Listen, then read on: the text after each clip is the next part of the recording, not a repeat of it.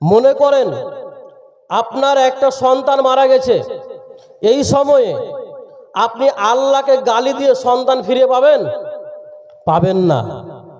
আপনার কোটি টাকা মার খেয়ে গেছে, আল্লাহকে গালি দিয়ে টাকা ফিরিয়ে পাবেন?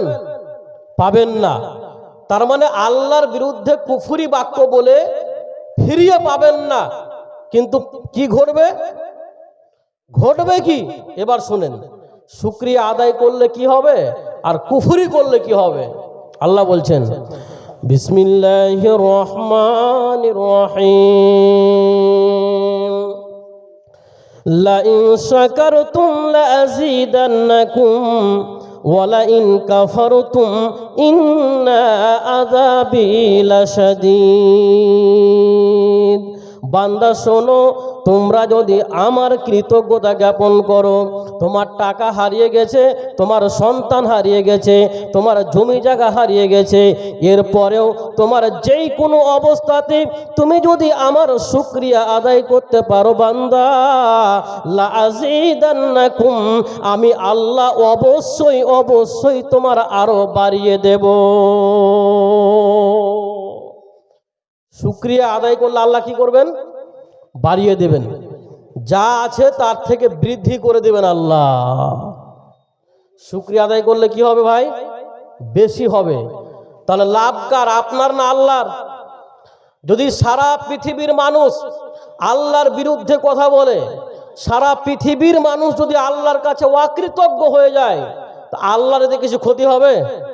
বিন্দু পরিমাণ ক্ষতি হবে না। সারা পৃথিবীর মানুষ যদি আল্লাহর শুকরিয়া আদায় করে, এতে আল্লাহর বিন্দু পরিমাণ কিছু লাভ আছে? লাভ নেই। লাভ কার? আপনার। লাভ কার? যে শুকরিয়া আদায় করবে, লাভ হচ্ছে তার। এজন্য আল্লাহ বলছেন, ওয়ামান ইয়াশকুর ফাইন্নামা ইয়াশকুরু লিনাফসিহি।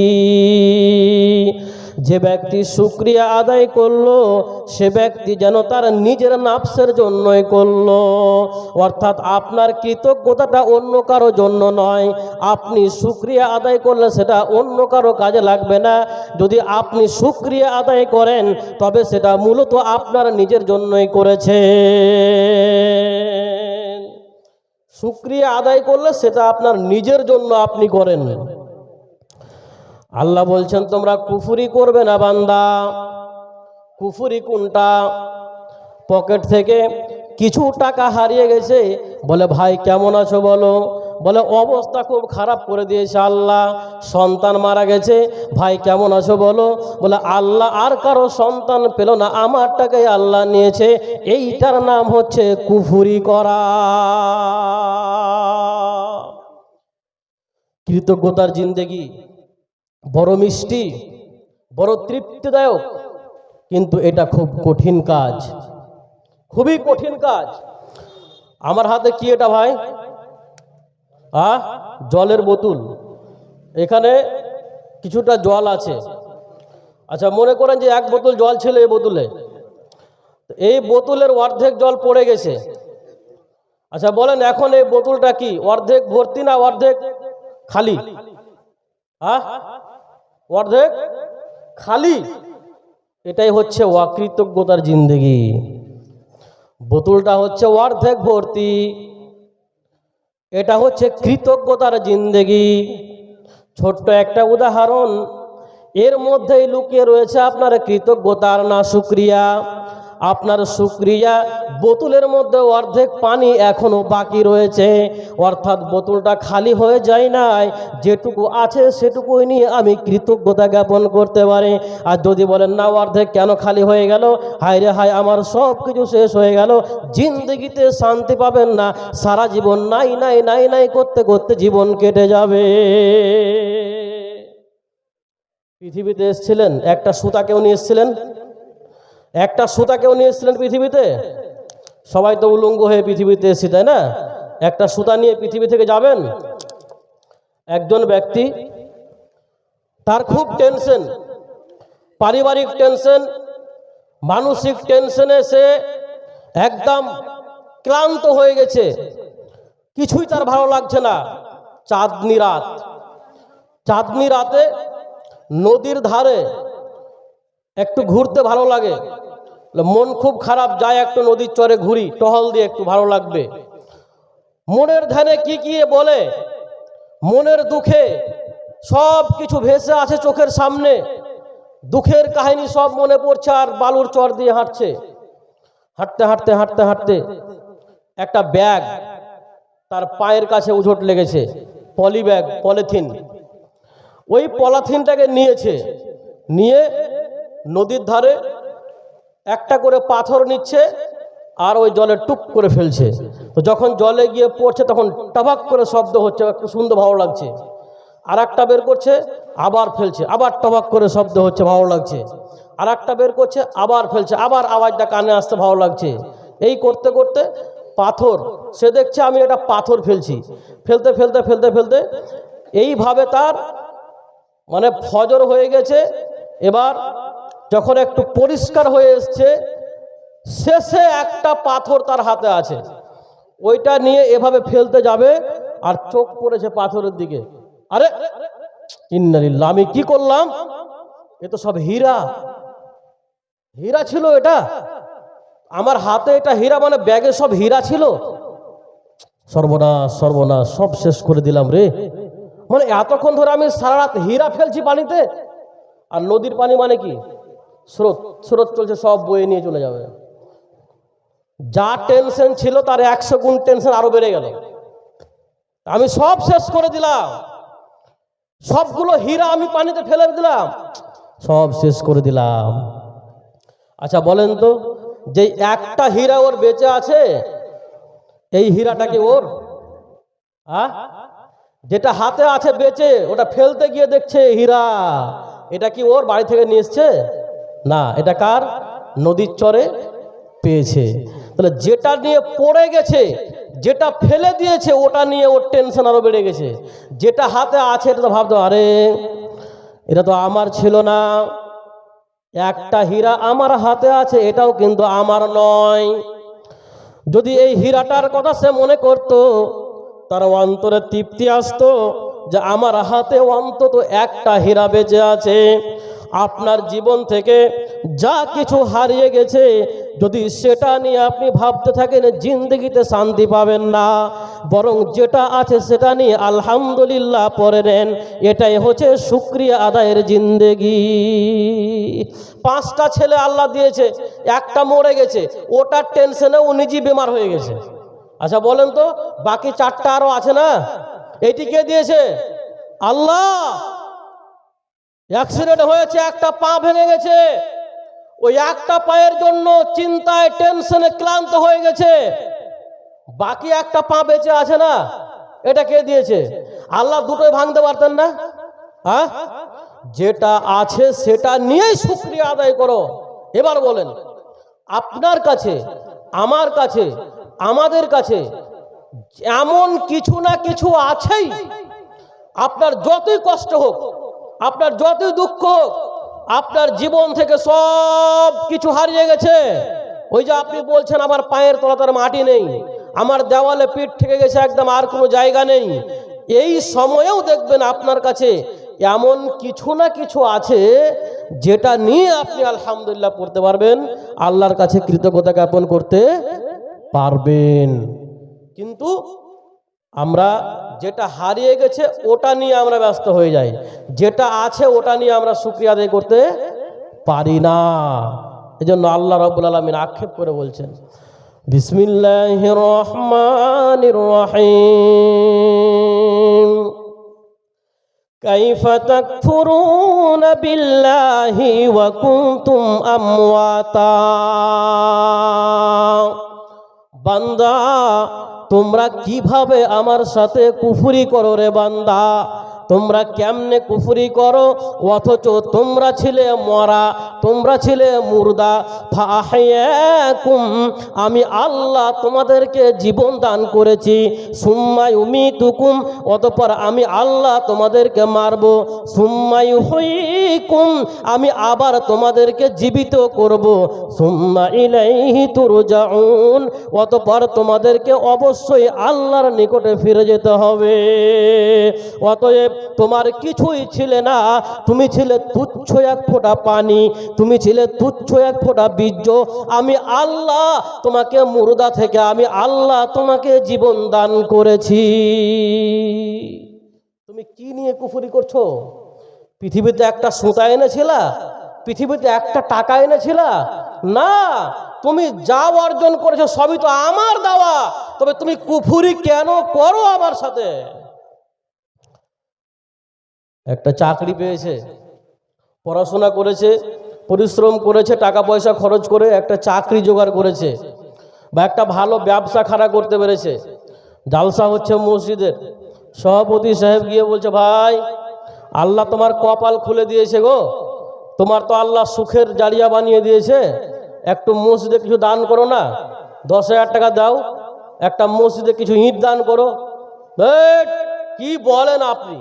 আমি আমার যোগ্যতা দিয়ে পেয়েছি, আমি আমার মেহনত খাটিয়ে পেয়েছি, আমি আমার মেধা শক্তি খাটিয়ে ব্যবসা করে সফল হয়েছে। দেখেন, এটা হচ্ছে অহংকার। কেডা? অহংকার। আল্লাহ বলছেন, বিসমিল্লাহির রহমানির রহিম, وَإِذَا أَنْعَمْنَا عَلَى الْإِنسَانِ أَعْرَضَ وَنَأَى بِجَانِبِهِ وَإِذَا مَسَّهُ الشَّرُّ كَانَ يَئُوسًا। আল্লাহ বলছেন, আমি যখন মানুষের ওপরে মানুষকে যখন আমি নিয়ামত দিই, যখন মানুষকে আমি ভালো রাখি, যখন মানুষকে আমি নিয়ামত দান করি, তখন সে কি করে? আ'রাদা ওয়া নাআ বিজানিবিহি, মুখটাকে ফিরিয়ে নেয়। ওই যে বললেন না, ভাই চাকরি পেয়েছো, কিছু দান করো না, আল্লাহ তোমার জীবন পাল্টে দিয়েছে, মুখ ফিরিয়ে নেয়। আমি আমার যোগ্যতা এটা অর্জন করেছি, আমি কিসের, আল্লাহ কিসের দিয়েছে? আমার মেধা না থাকলে হতো? এই যে অহংকার করে মুখ ফিরিয়ে নিচ্ছে। ভালো কিছু পেয়েছে তখন আল্লাহর নিয়ামত আর স্বীকার করে না, অহংকার করে মুখ ফিরিয়ে নেয়নি।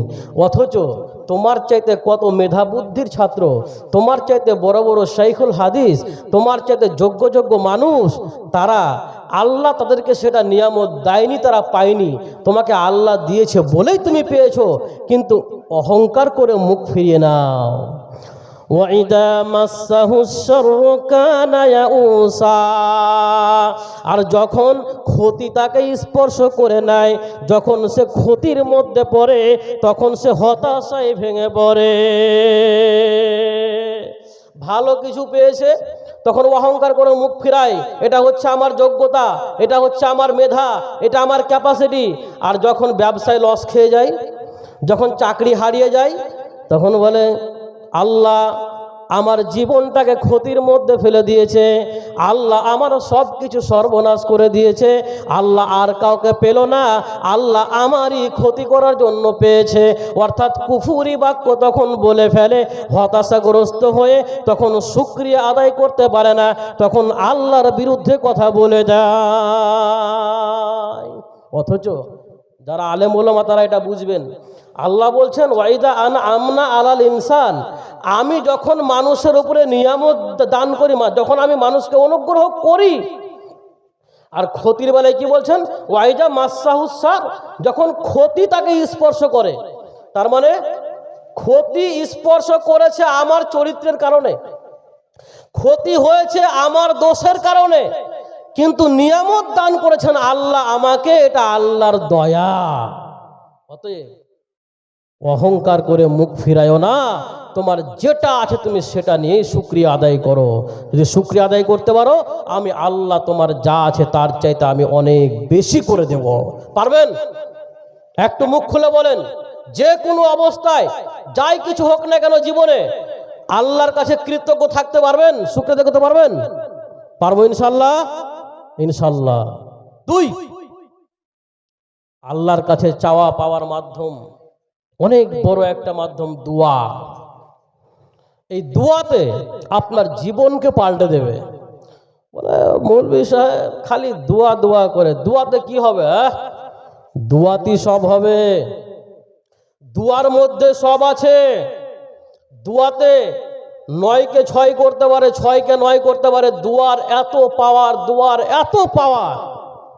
আমি দু একটা দৃষ্টান্ত আপনাকে দিব, শুধু আপনি চেয়ে থাকেন। ইব্রাহিম আলাইহিস সালাম নাম শুনেছেন? কে ছিলেন? নবী ছিলেন। ইব্রাহিম আলাইহিস সালাম বয়স হয়ে গেছে, বৃদ্ধ হয়ে গেছেন, কোনো সন্তান নেই, সন্তানহীন মানুষ। বৃদ্ধ অবস্থায় গিয়ে আল্লাহর কাছে দোয়া করছেন, রব্বি হাবলি মিনাস সলিহিন, হে আমার রব, আপনি আমাকে একটা ভালো সন্তান দান করেন। হে আমার আল্লাহ, আপনি আমাকে একটা নেককার সন্তান দান করেন।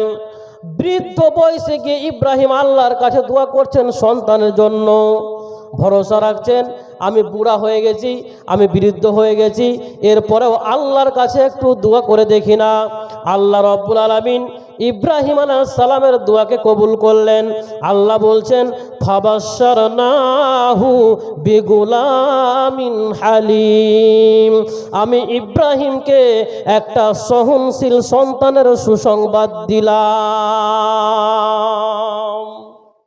কতটা সহনশীল সুসন্তান! ফালাম্মা বালাগা মাহুস সায়া ক্বালা ইয়া বুনাইয়া ইন্নী আরা ফিল মানামি আন্নী আযবাহুকা ফানজুর মাযা তারা।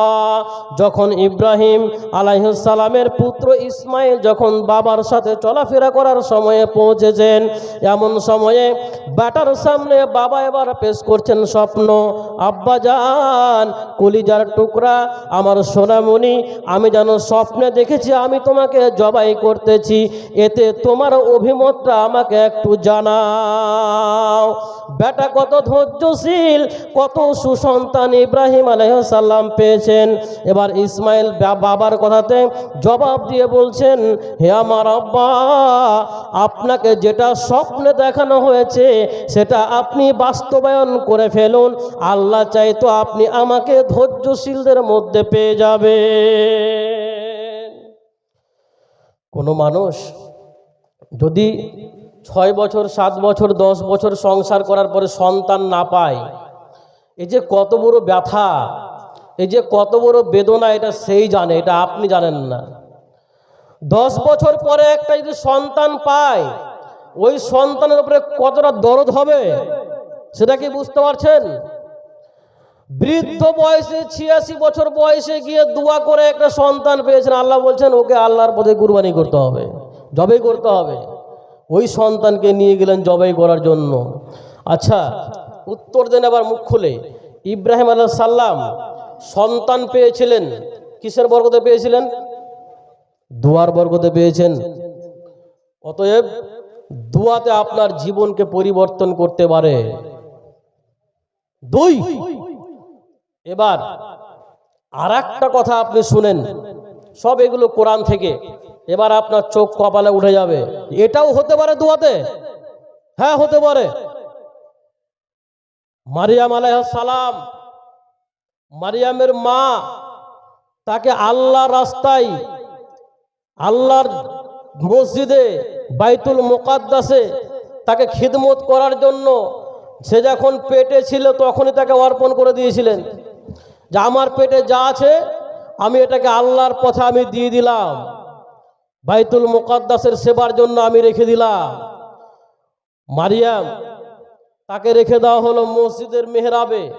মেহরাব কোনটা ভাই? যেটা মসজিদের পাশে একটা রুম থাকে, যে রুমে মৌলভী সাহেব থাকে এখন, ওটা হচ্ছে মেহরাব। ওই মেহরাবে মারিয়াম থাকে, তার দেখাশোনা করে তার খালু জাকারিয়া আলাইহিস সালাম। তো জাকারিয়া সাল্লাম যখনই মারিয়ামকে দেখাশোনা করার জন্য ওই ঘরের মধ্যে যায়, মেহরাবের মধ্যে যায়, তখনই মারিয়ামের কাছে অসময়ের ফল দেখতে পান। অর্থাৎ ঠান্ডার সময়ে গরমের সময়ের ফল, আর গরমের সময়ে শীতকালীন ফল। এই অবাক ফল দেখে অবাক জাকারিয়া আলাইহিস সালাম। মারিয়ামকে প্রশ্ন করে, মারিয়াম, ইয়া মারিয়াম আন্না লাকে হাদা, মারিয়াম তোমার জন্য এইগুলো কি কোত্থেকে আসে বলো? মারিয়াম উত্তর দিয়ে বলে, হুয়া মিন ইনদিল্লাহ, এগুলো আল্লাহর পক্ষ থেকে আসে।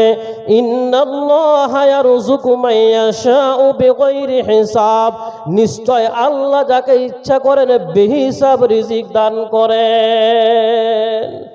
আল্লাহর পক্ষ থেকে ফল, আল্লাহর পক্ষ থেকে অসময়ের ফল, এটা সম্ভব? জাকারিয়া সাল্লাম অবাক হয়ে গেলেন।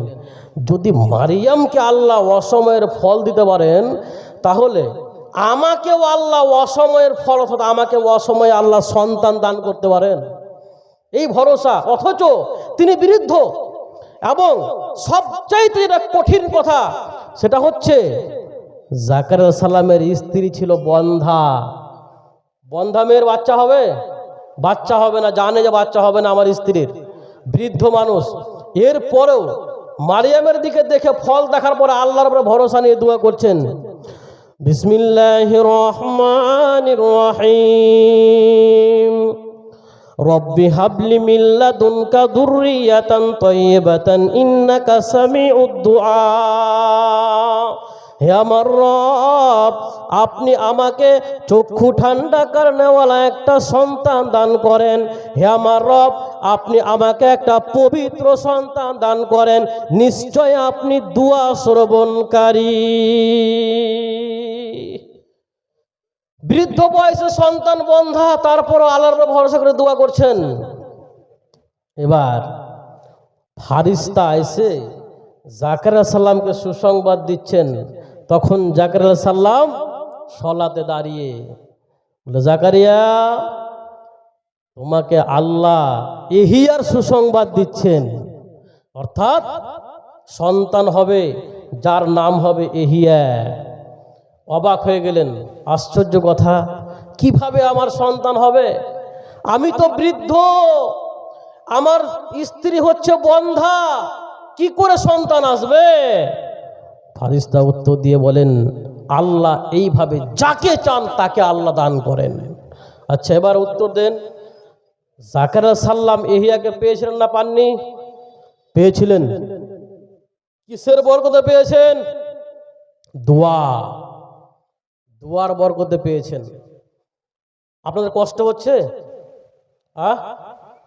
কতক্ষণ বসবেন? ধৈর্য আছে? দেখেন, আছে মাশাআল্লাহ। যাক, মহিলা থাকলেও সাইডে আছে, সামনে কিছু লোক তো দরকার। আমি জানি আপনারা যে কত ধৈর্যশীল মানুষ, এই সময়ে বসে থাকা মানে বিশাল ধৈর্যের ব্যাপার। একটু সবুর করেন, কিছু পাবেন এখান থেকে, আমি আশা রাখছি আপনাকে। খুব মনোযোগ সহকারে শুনেন। একজন নাবিকে মাছে গিলে ফেলেছিল। বলেন, নাম বলেন চট করে, কোন নাবিকে? জানেন? ইউনুস আলাইহিস সালামকে মাছে গিলে ফেলেছিল। কমের কাছে দাওয়াত দিল, কম যখন দাওয়াত গ্রহণ করলো না, তখন রাগ করে ওখান থেকে ছেড়ে চলে যাব, আমি আর থাকবো না এখানে, এই শহরে থাকবো না, আর চলে যাব। সমুদ্রের মধ্যে গিয়ে আপনারা ঘটনা জানেন, আমি শুধু আপনাকে স্মরণ করাচ্ছি। দুয়াতে কি করতে পারে এটা আপনি দেখেন। নৌকা ডুবে যাবে, কি করবে? কাউকে নামাতে হবে নৌকা থেকে। তাফসীর ইবনে কাসিরের মধ্যে বিস্তারিত এসেছে, কাকে নামানো হবে লটারি করছে বারবার। ইউনুস আলাইহিস সালামের নাম উঠছে লটারিতে, কিন্তু লোকেরা তাকে ফেলতে চাচ্ছেন না। নাম উঠছে ইউনুস আলাইহিস সালামের, কিন্তু লোকেরা চাচ্ছে না তাকে ফেলতে। এমন একটা সময় ইউনুস আলাইহিস সালাম নিজেই তার গায়ের পোশাক খুলে দিয়ে ঝাঁপ দিয়ে দিলেন সমুদ্রের মধ্যে। যখন ঝাঁপ দিয়ে দিলেন সমুদ্রে, আল্লাহর আদেশে মাছ সাঁতার কাটতে কাটতে এসে মাছ ইউনুস আলাইহিস সালামকে গিলে ফেলে।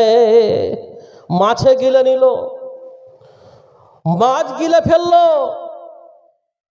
সমুদ্রের জলের মধ্যে অন্ধকার না আলো? অন্ধকার। তার মধ্যে আবার মাছের পেটে আরো অন্ধকার, অন্ধকারের উপরে অন্ধকার।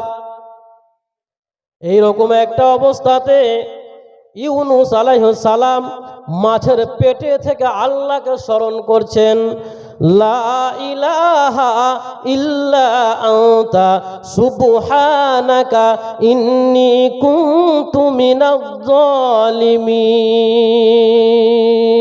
আল্লাহ, তুমি ছাড়া কোনো সত্য উপাস্য নেই, তুমি পবিত্র। ইন্নী কুনতু মিনাজ জালিমিন, নিশ্চয় আমি ক্ষতিগ্রস্তদের মধ্যে পড়ে গেছি, নিশ্চয় আমি জালেমদের মধ্যে পড়ে গেছি। আল্লাহ বলছেন ইউনুসকে আমি টেনশন থেকে মুক্তি দিয়ে দিলাম, তাকে আমি কষ্ট থেকে মুক্তি দিয়ে দিলাম, তাকে মাছের পেট থেকে আমি বার করে দিলাম। ইউনুস যদি মাছের পেটে আমাকে স্মরণ না করত, ইউনুসকে আমি কিয়ামত পর্যন্ত মাছের পেটে ভরে রেখে দিতাম। সুবহানাল্লাহ। এবার বলেন, ইউনুস আলাইহিস সালাম আল্লাহকে বলেছেন যে আল্লাহ আমাকে মাছের পেট থেকে বার করে দাও, এ কথা বলেছেন? হ্যাঁ, বলেননি। আল্লাহ আমি খুব বিপদে আছি, আল্লাহ আমাকে মাছের পেট থেকে বার করে দেন, আমি আর সহ্য করতে পারছি না, এটা বলেছেন? কি বলেছেন? শুধু আল্লাহকে স্মরণ করেছেন মাত্র। আল্লাহ তুমি ছাড়া কোনো সত্য উপাস্য নেই, তুমি পবিত্র, আমি জালেমের মধ্যে পড়ে গেছি। আল্লাহকে স্মরণ করার মাধ্যমে আল্লাহ তার দোয়াকে কবুল করে নিলেন। ইউনুস আলাইহিস সালাম মাছের পেট থেকে মুক্তি পেয়েছিলেন কিসের বরকতে? বলেন, দোয়ার বরকতে। আজকেও যদি আপনি আল্লাহর উপরে ভরসা নিয়ে যদি আপনি দোয়া করেন, আল্লাহকে আপনার কথা বলেন, তাহলে আল্লাহ আপনাকে যতই বড় বিপদ হোক না কেন, আল্লাহ আপনাকে আপনার বিপদ থেকে মুক্ত করবেই করবে। ভরসা আছে আল্লাহর উপরে? ভরসা নেই, বিশ্বাস নেই, নিজেকে আসামি মনে করেন, যাই হোক না কেন আপনার, আপনি যত বড়ই পাপী হন, আপনি যত বড়ই অপরাধী হন, আল্লাহর কাছে আপনি নিজেকে যখন পেশ করবেন, আপনি আল্লাহর উপরে ভরসা নিয়ে আপনি পেশ করবেন যে আল্লাহ আমার মতো পাপীকেও আল্লাহ ক্ষমা করতে পারেন, এটা অসম্ভবের কিছু নেই। অতএব আল্লাহর কাছে দোয়া করবেন। বলে মৌলভী সাহেব দোয়া তো অনেক করলাম, তো কাজ যে হয় না, অনেক সময় হয় না এরকম, খুব দোয়া করে যান, দোয়া করছেন কিন্তু ফল পাচ্ছেন না, এরকম হয় না? হয় না? হয়। যে ব্যক্তি দোয়া করে যদি আল্লাহ তার দোয়া কবুল করে, তার সঙ্গে তিনটা বিষয় ঘটে, মনে রাখবেন। এক, যদি আল্লাহ তার দোয়া কবুল করে, সে যা চাইবে তা আল্লাহ তাকে সরাসরি দিয়ে দেবে। অথবা সেটা না দিলে আল্লাহ হয়তোবা তাকে তার দোয়া কবুল করেছেন, কিন্তু ওই দোয়া কবুলের জন্য তাকে বড় কোনো বিপদ থেকে বাঁচিয়ে নেবেন, কিংবা তাকে আখেরাতে আল্লাহ পুরস্কৃত